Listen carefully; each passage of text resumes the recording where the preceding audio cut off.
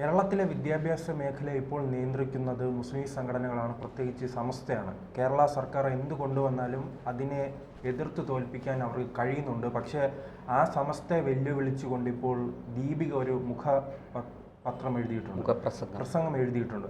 അതിൽ തന്നെ അവർ വ്യക്തമായി പറയുകയാണ്, ഇതെന്താണ് മതപഠനത്തിന് ശേഷം മതിയോ പൊതുവായിട്ടുള്ള പഠനം എന്നത്. കാരണം കേരളം അങ്ങനെ ഒരു താലിബാനിസത്തിലേക്ക് പോവുകയാണോ?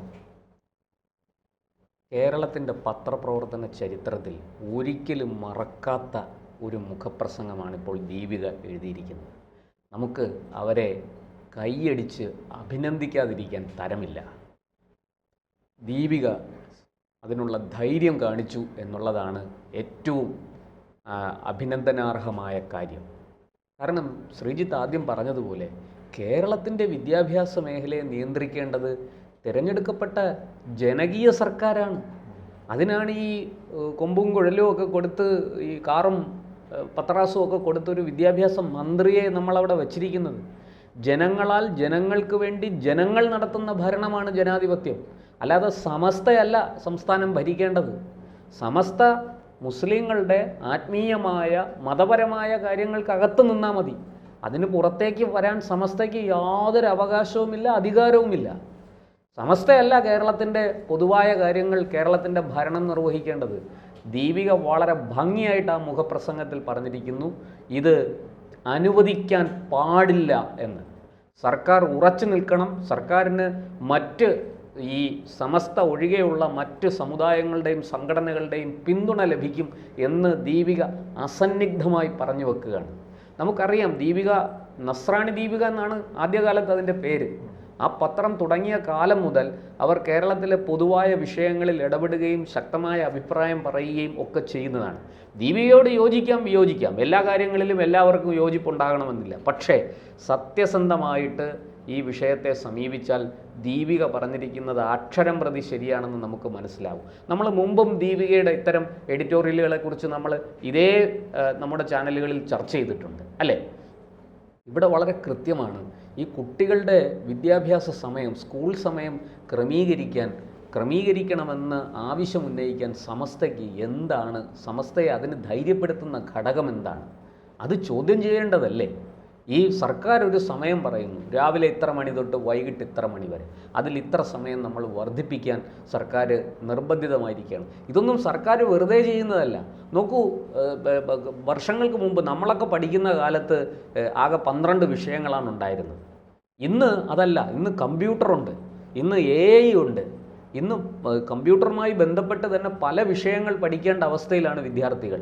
അവർക്ക് സാധാരണ ഇംഗ്ലീഷും മലയാളവും ഹിന്ദിയും കണക്കും സോഷ്യൽ സയൻസും മാത്തമാറ്റിക്സും മാത്രം പഠിച്ചാൽ പോരാ. അതിനപ്പുറത്തേക്ക് കമ്പ്യൂട്ടർ എന്ന് പറയുന്ന പുതിയ ഒരു പാഠ്യ വിഷയം വന്നു ചേർന്നിരിക്കുകയാണ്. അതിനുള്ളിൽ തന്നെ നിരവധി വിഷയങ്ങളുണ്ട്, ആർട്ടിഫിഷ്യൽ ഇൻ്റലിജൻസ് പോലെയുള്ള. അപ്പോൾ അതിനനുസരിച്ച് സമയക്രമത്തിൽ മാറ്റം വരുത്തേണ്ടി വരുന്നു. അത് സർക്കാർ അതിന് നിർബന്ധിതരായിരിക്കുകയാണ്. അങ്ങനെ നമ്മുടെ എല്ലാ കുട്ടികളും കേവലം ഏതെങ്കിലും ഒരു വിഭാഗത്തിന് വേണ്ടിയിട്ടല്ലല്ലോ ഇതൊക്കെ ചെയ്യുന്നത്. സംസ്ഥാനത്തെ മുഴുവൻ കുട്ടികളും, മുഴുവൻ ഇന്ത്യൻ പൗരന്മാർക്കും ഈ പ്രാഥമിക വിദ്യാഭ്യാസം നൽകേണ്ടത്, അല്ലെങ്കിൽ ഈ ഹയർ സെക്കൻഡറി വരെയുള്ള വിദ്യാഭ്യാസം നൽകേണ്ടത് സർക്കാരിൻ്റെ ചുമതലയാണ്. അത് സർക്കാർ ഭംഗിയായി നിർവഹിക്കുന്നുണ്ട്. അവിടെ സമസ്തയ്ക്ക് എന്ത് കാര്യം അഭിപ്രായം പറയാൻ എന്ന് ദീപിക ചോദിച്ചിരിക്കുന്നത് വളരെ ശരിയാണ്. ഒരു സ്കൂൾ സമയവുമായി ബന്ധപ്പെട്ട്, പാഠ്യപദ്ധതിയുമായി ബന്ധപ്പെട്ടൊക്കെ രക്ഷിതാക്കളും വിദ്യാർത്ഥികളും അധ്യാപക സമൂഹവും ഒക്കെ ഈ കാര്യത്തിൽ ഇടപെടുന്നുണ്ട്. അവരോടൊക്കെ വളരെ കൃത്യമായിട്ട് സർക്കാർ അഭിപ്രായം ചോദിക്കുന്നുമുണ്ട്. അതിനപ്പുറത്തേക്ക് സമസ്തയ്ക്ക് അവിടെ ഇടപെടേണ്ട ഒരു കാര്യമില്ല. ദീപിക ചോദിക്കുന്നൊരു ചോദ്യം വളരെ ശരിയാണ്. ആ എഡിറ്റോറിയലിൽ, ആ മുഖപ്രസംഗത്തിൽ എന്താ, CBSE രാവിലെ 8 മണിക്ക് ക്ലാസ്സുകൾ ആരംഭിക്കുന്ന സ്കൂളുകളുണ്ട്. നിങ്ങൾ അവിടെ പോയിട്ട് സമയം മാറ്റണമെന്ന് ആവശ്യപ്പെടുമോ? കേന്ദ്ര സർക്കാരിനോട് അത് ആവശ്യപ്പെടാനുള്ള ധൈര്യമുണ്ടോ എന്നല്ലേ ആ ചോദ്യത്തിൻ്റെ അർത്ഥം? അങ്ങ് ചെന്നാൽ മതി. അവിടെ കേന്ദ്രം ഭരിക്കുന്നത് പണ്ട് C. ദിവാകരൻ പറഞ്ഞതുപോലെ നല്ല ആമ്പിള്ളരാണ്. നല്ല തടിമിടുക്കും തൻ്റെ ഇടവും ധൈര്യവും അറിവുമുള്ള ആമ്പിള്ളരാണ് കേന്ദ്രം ഭരിക്കുന്നത്. ഇവിടെ പാവം ശിവൻകുട്ടിയെയും പിണറായി വിജയനെയും വിരട്ടാൻ സമസ്തയ്ക്ക് പറ്റും. പക്ഷേ കേന്ദ്രത്തെ ഒന്ന് വിരട്ടാൻ ചെന്ന് നോക്കൂ. ഈ CBSEയിലും പഠിക്കുന്നുണ്ടല്ലോ ഇവരുടെ മതത്തിൽപ്പെട്ട വിദ്യാർത്ഥികൾ അനേകം. എന്താ അവർക്കൊന്നും മദ്രസ വിദ്യാഭ്യാസം കൊടുക്കണ്ടേ? ഇതിന്റെ തകർച്ച തുടങ്ങുന്നത് MA ബേബി, അതോടൊപ്പം തന്നെ അബ്ദുൾ റബ്ബ് ഉൾപ്പെടെയുള്ളവര് ആ ഭരണകാലത്താണ് തകർച്ച തുടങ്ങുന്നത്. അതിനുശേഷമാണ് വലിയ രീതിയിൽ വിദ്യാർത്ഥികൾ വിദേശ രാജ്യങ്ങളിലെത്തി പഠനം തീർച്ചയായിട്ടും 2006 ശേഷം അങ്ങനെ വലിയ രീതിയിൽ വിമർശനം ഉണ്ടാകുമ്പോഴും ഒരു സർക്കാരുകളും ഒരു മന്ത്രിമാരും അത് ഉൾക്കൊള്ളാൻ തയ്യാറായിട്ടില്ല. കുറച്ചെങ്കിലും ഉൾക്കൊള്ളാൻ തയ്യാറായിട്ടുള്ളത് ശിവൻകുട്ടിയാണ്. പക്ഷെ അദ്ദേഹം എന്ത് കൊണ്ടുവന്നാലും ഈ മുസ്ലിം അദ്ദേഹം എന്ത് കൊണ്ടുവന്നാലും മുസ്ലിം സംഘടനകൾക്ക് ഇഷ്ടപ്പെടില്ല. അവരെന്നെ മലബാർ ഒരു രാജ്യമായി അങ്ങനെ പ്രഖ്യാപിക്കേണ്ടി വരും. അല്ലല്ല, മലബാർ ഒരു രാജ്യമായോ എന്നുള്ളതല്ല. ഇവിടെ ഇന്ത്യ മഹാരാജ്യത്ത് എല്ലാവർക്കും തുല്യ നിയമമാണ്.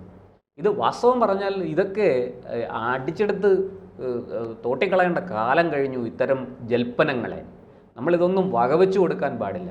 ഈ നേരത്തെ പറഞ്ഞല്ലോ CBSE കുട്ടികളുടെ കാര്യം പറഞ്ഞല്ലോ, ആ പറഞ്ഞതുപോലെ സംസ്ഥാനത്ത് CBSE സിലബസ് നമ്മളിപ്പോൾ കണ്ടു. കീം എന്ന് പറയുന്ന ഒരു മത്സര പരീക്ഷയിൽ നമ്മുടെ കുട്ടികൾ സ്റ്റേറ്റ് സിലബസിൽ പഠിച്ച കുട്ടികൾ നേരിടുന്ന പ്രശ്നം എന്താണെന്ന് നമ്മൾ കണ്ടു. നമ്മുടെ കുട്ടികൾ വളരെ പുറകിലാണ്. എന്തുകൊണ്ട് പുറകിലായി? ഇതിന് നമ്മൾ ഉത്തരം തേടണ്ടേ? നമ്മൾ സ്റ്റേറ്റ് സിലബസിലൂടെ അവരെയും മുന്നിലെത്തിക്കാനാണോ ശ്രമിക്കേണ്ടത്? അതോ ഭീകരവാദ കേസുകൾ വരുമ്പോൾ വലിയ രീതിയിൽ മുന്നിൽ വരുന്നുണ്ടല്ലോ. അതെ, തുടർച്ചയായിട്ട് ലോകത്ത് എവിടെ ഭീകരവാദം നടന്നിരുന്നാലും കേരളത്തിൽ അതിൻ്റെ കണ്ണികളുണ്ട് എന്നുള്ളത് നമുക്ക് അത് അഭിമാനമാണോ അപമാനമാണോ എന്നുള്ളത് സമസ്ത ഉൾപ്പെടെയുള്ളവർ ആലോചിക്കട്ടെ. ഈ കാര്യത്തിൽ എനിക്കൊന്നും പറയാനില്ല. പക്ഷെ നമ്മൾ അവരുടെ വിദ്യാഭ്യാസം കൊണ്ടാണ് കൃത്യമായി മതപഠന വിദ്യാഭ്യാസം. അതെ, ഈ മതപഠനം ചൂണ്ടിക്കാണിക്കുന്നത് വലുതാണോ ഈ മതപഠനം? അതെ, പൊതുപഠനത്തിലൂടെ നമ്മൾ എല്ലാ വിദ്യാർത്ഥികളെയും സുസജ്ജരാക്കി നാളത്തെ അവരുടെ ഭാവി ജീവിതത്തിന് കരുപിടിപ്പിക്കാൻ, അതിനെ മുന്നോട്ട് കൊണ്ടുപോകാനുള്ള ഒരു കഴിവ് അവർക്ക് ഉണ്ടാക്കി കൊടുക്കാൻ ശ്രമിക്കുമ്പോൾ അതിനെ തുരങ്കം വയ്ക്കുകയാണ് ഈ സമസ്ത പോലെയുള്ള സംഘടനകൾ. ഈ മതപഠനത്തിനാണോ പ്രാധാന്യം കൊടുക്കേണ്ടത്, അതോ പൊതുവിദ്യാഭ്യാസത്തിനാണോ? പൊതുവിദ്യാഭ്യാസം എല്ലാവർക്കും, എല്ലാ കുട്ടികൾക്കും വേണ്ടതല്ലേ? മതം വ്യക്തിപരമായ കാര്യമല്ലേ? നിങ്ങൾ മതവിദ്യാഭ്യാസം കൊടുക്കുന്നെങ്കിൽ കൊടുത്തോളൂ.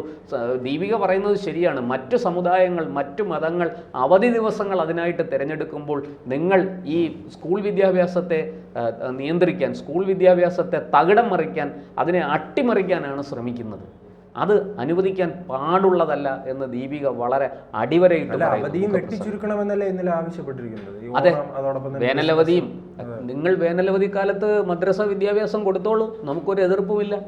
ഈ വേനലവധിയും ഓണം പരീക്ഷയുടെ അവധിയും ക്രിസ്മസ് പരീക്ഷയുടെ അവധിയും ഒക്കെ എന്ത് ചെയ്യണമെന്നുള്ളത് സർക്കാരും രക്ഷിതാക്കളും ഒക്കെ ചേർന്ന് തീരുമാനിക്കും.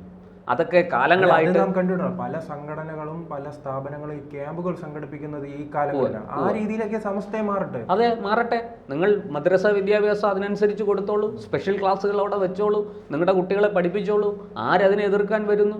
നമുക്കാർക്കും യാതൊരു വിരോധവുമില്ല. അത് എന്ത് ചെയ്താലും അത് നിങ്ങളുടെ കാര്യമാണ്. അതിൻ്റെ ഫലവും നിങ്ങൾ തന്നെ അനുഭവിച്ചാൽ മതി. നമ്മളാരും അതിനകത്ത് യാതൊരു ദോഷത്തിനോ ഗുണത്തിനോ വരുന്നില്ല. ഒരു സമൂഹവും വരുന്നില്ല, ഒരു സർക്കാരും വരുന്നില്ല. പിന്നെ എന്തിനാണ് നിങ്ങൾ ഇത്തരത്തിൽ സർക്കാരിനെ ഭീഷണിപ്പെടുത്തുകയും സമ്മർദ്ദത്തിലാക്കുകയും മുൾമുനയിൽ നിർത്തുകയും ചെയ്യുന്നത്? ഒരു വോട്ട് ബാങ്ക് കയ്യിലുണ്ടെന്നുള്ള ധൈര്യമാണോ? അങ്ങനെയുണ്ടെങ്കിൽ ഈ നാട്ടിൽ വേറെയും വോട്ട് ബാങ്കുകൾ ഉണ്ടെന്നാണ് ആ മുഖപ്രസംഗം കൃത്യമായിട്ട് പറയുന്നത്. നിങ്ങൾ അങ്ങനെ അതൊന്നും പറഞ്ഞ് ഭീഷണിപ്പെടുത്താൻ വരണ്ട. അല്ല, എന്തുണ്ടെങ്കിലും ചാടി വീഴുന്ന മരുമകനല്ലേ എവിടെ പോയി? ശിവൻകുട്ടിക്കെതിരെ നിരന്തരം ഇത്തരം പരാമർശങ്ങൾ നിരന്തരം പരാമർശങ്ങൾ വന്നിട്ട് അതെന്താ പറയാൻ. പണ്ട് റിയാസ് വിവാഹം കഴിച്ചപ്പോൾ, രണ്ടാമത്തെ വിവാഹം കഴിച്ചപ്പോൾ അത് വിവാഹമല്ല, മുസ്ലിമിനെ വിവാഹം കഴിച്ചാൽ ഒരുമിച്ച് ജീവിച്ചാൽ അത് വ്യഭിചാരമാണെന്ന് ചില ആൾക്കാർ പറഞ്ഞിട്ട് അതിന് പോലും മറുപടി പറയാത്ത റിയാസാണ്. എന്ത് പറയാനാണ്? ഇതൊക്കെ ഈ ജനാധിപത്യ രാജ്യത്തിൽ, ഈ ബഹുസ്വര സമൂഹത്തിൽ ഇതൊക്കെ നടക്കുന്നല്ലോ എന്ന് ആലോചിക്കുമ്പോൾ നമുക്ക് തന്നെ ലജ്ജ കൊണ്ട് തല കുനിഞ്ഞു പോവുകയാണ്. അത്തരത്തിലുള്ള വർത്തമാനങ്ങളല്ലേ പലരും പറഞ്ഞത്. അതിനൊരു നല്ല മറുപടി കൊടുക്കാൻ പോലും റിയാസിന് ധൈര്യമുണ്ടായില്ലല്ലോ. ഇപ്പോഴിതാ സർക്കാരിനെ ഇങ്ങനെ എടുത്ത് ഉടുക്കുന്ന രീതിയിലാണ് സമസ്ത പെരുമാറുന്നത്. വലിയ ഭീഷണിയാണ്. ചർച്ച നടത്താൻ വന്നില്ലെങ്കിൽ ചർച്ച നടത്തി, ഞങ്ങളുമായിട്ട് ചർച്ച നടത്തി വേണം തീരുമാനമെടുക്കാൻ, അല്ലെങ്കിൽ വിവരമറിയും എന്നൊക്കെയാണ് വിദ്യാഭ്യാസ മന്ത്രിയോട് സമസ്തയുടെ നേതാക്കൾ പറയുന്നത്. സമസ്തയ്ക്ക് മുസ്ലിം സമൂഹത്തിൻ്റെ ആത്മീയവും മതപരവുമായ കാര്യങ്ങൾ സമസ്ത ഇടപെടട്ടെ, നമുക്കൊരു വിരോധവുമില്ല. പക്ഷേ അതും പറഞ്ഞ് പൊതുസമൂഹത്തിനെയും പൊതുവിദ്യാഭ്യാസ മന്ത്രിയെയും ഒക്കെ ഭീഷണിപ്പെടുത്താൻ വരുന്നത് നല്ല കാര്യമല്ല. അത് അനുവദിച്ചു കൊടുക്കാനും പാടില്ല. അത് ഇന്ത്യ മഹാരാജ്യത്ത് അത് നടക്കില്ല. ജനാധിപത്യ സംവിധാനത്തിൽ എല്ലാവർക്കും തുല്യതയുള്ള, എല്ലാവരെയും തുല്യ പൗരന്മാരായിട്ട് കണക്കാക്കുന്ന ഒരു ഭരണഘടനയും ഭരണ സംവിധാനവും നിയമവാഴ്ചയുമുള്ളൊരു രാജ്യമാണ് ഭാരതം, ഇന്ത്യ. അവിടെ ഇത്തരം പിത്തലാട്ടങ്ങളൊന്നും നടക്കില്ല. ഇത് ഇങ്ങനൊരു കാര്യം സൗദിയിൽ എന്താ പറയുക, ശരീഅത്ത് നിയമമുള്ള സൗദിയിലോ ഖത്തറിലോ ചെന്ന് പറയാൻ പറ്റുമോ? അവിടെയും കുട്ടികൾക്ക് രാവിലെ 8 മണിക്കും 7:30 മണിക്കും ഒക്കെ ക്ലാസ് തുടങ്ങുന്നുണ്ടല്ലോ. എൻ്റെ പല സുഹൃത്തുക്കളും അവിടെ ജോലി ചെയ്യുന്നവർ കുടുംബസമേതം താമസിക്കുന്നുണ്ട്. കുട്ടികളുടെ സ്കൂൾ സമയം അവർ പറഞ്ഞ് ഞാൻ അറിഞ്ഞിട്ടുണ്ട്, രാവിലെ 7:30 മണിക്കും 8 മണിക്കും ക്ലാസ് തുടങ്ങുകയാണ്. എന്താ അവിടെ ഒന്നും നിങ്ങൾക്ക് ഈ നിയമം പറയണ്ടേ? അവിടെയും കുട്ടികൾ മതവിശ്വാസം അനുസരിച്ച്, മുസ്ലിം കുട്ടികളും ഉണ്ട്, അവിടെ ഹിന്ദു കുട്ടികളും ഉണ്ട്, ക്രിസ്ത്യൻ കുട്ടികളും ഉണ്ട്. അവരിലെ യഥാർത്ഥ ഇസ്ലാമിക വിശ്വാസം. അതെ, അല്ല, അത് സൗദി അറേബ്യയിൽ സ്ത്രീകൾ ഡ്രൈവിംഗ് പഠിക്കുന്നു, ലൈസൻസ് എടുക്കുന്നു, ജോലിക്ക് പോകുന്നു, പർദ്ദ ഉപേക്ഷിക്കുന്നു, ഇതൊക്കെ ചെയ്യുന്നു. ഇവിടെ സ്ത്രീകൾക്ക് പൊതുവേദിയിൽ വരാൻ പാടില്ല, അവാർഡ് വാങ്ങാൻ പാടില്ല, പർദ്ദ ധരിക്കണം, അവർക്ക് സ്വാതന്ത്ര്യം കൊടുക്കരുത്. ഇനിയിപ്പോൾ അടുത്ത വരാൻ പോകുന്നത് പെൺകുട്ടികൾ പഠിക്കണ്ട, അവർ പിന്നെ ഡ്രൈവിംഗ് ലൈസൻസ് എടുക്കണ്ട എന്നൊക്കെ ആയിരിക്കും ഇവരുടെ തിട്ടൂരങ്ങൾ വരാൻ പോകുന്നത്. ഇതൊന്നും അനുവദിക്കാൻ പാടുള്ളതല്ല. ഇതെല്ലാം മതമൗലികവാദത്തിൻ്റെ ഭാഗമായിട്ടുണ്ടാകുന്നതാണ്. ഇതിനെ ഒന്നും സർക്കാർ ഒരു കാരണവശാലും അംഗീകരിക്കരുതെന്നാണ് നമുക്ക് ഈ അവസരത്തിൽ പറയാനുള്ളത്.